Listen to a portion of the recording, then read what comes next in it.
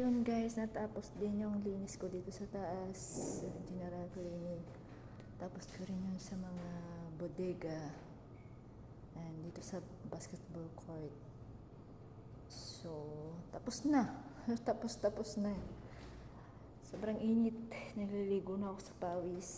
And bukas naman yata. Hindi ko alam, baka makapag-plancha ako bukas.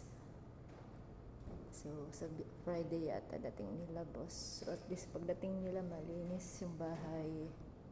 Wala masyado kalat. Diba? Back to normal na naman tayo, guys. Yun, ipapakita ko sa inyo yung aking nilinis ngayon. Dami. Tara. So, simula dito sa CR. Sa CR to ng basketball court. Tayo na natin yung ilaw kasi tapos na tayo dito. Ito nga pala yung patay ng ilaw. Ano ba yun? Kasi pagpatay ng ilaw, hindi na siya masarado yung pinto. Ito naman yung kusina. Ito. Done na rin linis. So, close na natin. Ito ang basketball court na nililinisan ko. Minsan ko lang nililinisan kasi yun yung kaya ng oras ko. Pag wala sila, nililinis ko dito sa taas. Kasi hindi kayang pagsabay-sabayin. Isa lang yung katawan natin. So, dito, ito yung, dito, di ko na masyadong nilinis kasi may mga, dito, tangke. Mahirap, nakakatakot. Ito yung tangke ng tubig. May mga delikado. Ito yung mga paninda. So, ito yung kwarto.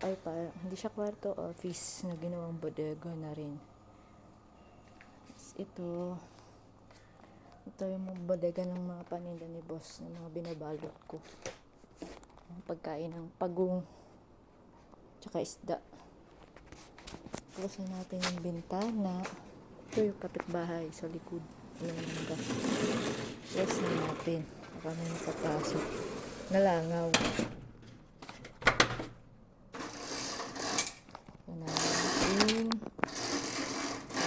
Baba na tayo magpahinga.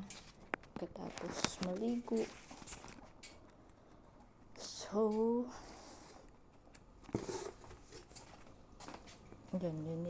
tinanggal ko na yung mga kalat para maliwalas tingnan. Masakit kasi sa mata. Ganyan. Simpleng ayos pero medyo maliwalas naman tingnan. Ito, taguan din ang mga maleta. Yan. Tapos mga anik-anik. Ito din. Mga gamit pa din. At saka ito yung mga kain din. Mga pagong tsaka isda. Mga binibenta pa rin. At ito, paligo ng mga bata. Gusto nila maligo. Tapos natin to. Tama na pahangin. Close the window. Okay.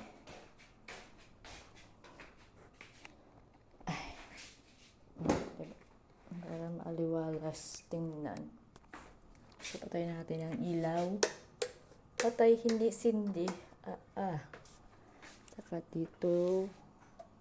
Yeah. So, ayun lang. Doon lang nagtatapos ang ating video. Ang ating tour guide. So, gawain sa araw-araw. Magpunas pa ako sa may hagdan. Pababa. So, bye-bye! Bye-bye guys!